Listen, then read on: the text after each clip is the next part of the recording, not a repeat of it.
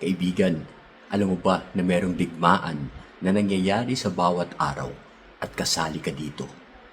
Alam mo ba kung paano ka mananalo sa digmaan na ito? Pag-usapan natin yan dito sa Landas ng Pag-asa.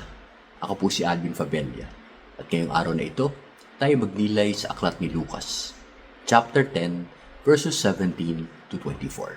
Sa ating gospel ay tuwang-tuwang bumalik ang mga disipulo ni Kristo dahil nagamit nila ang mga kapangyarihan na bigay sa kanila ni Jesus.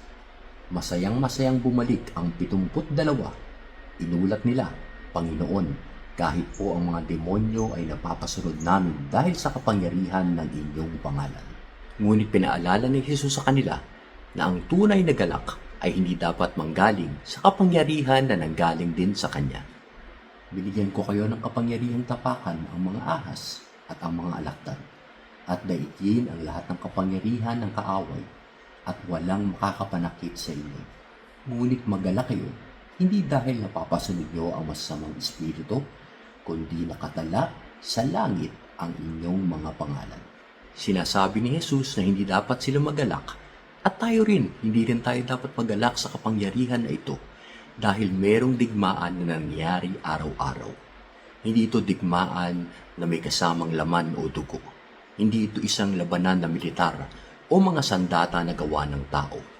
Itong digmaan na ito ay nangyayari sa pang-araw-araw at ito ay pinapaliwanag sa atin ni San Pablo sa Aklat ng Korinto. Kung nabubuhay man kami sa mundong ito, hindi naman kami nakikipaglaban ayon sa pamamaraan ng mundong ito. Ang sandata namin sa pakikipaglaban ay hindi makamundo, kundi ang kapangyarihan ng Diyos na nakakapagbagsak ng mga kuta.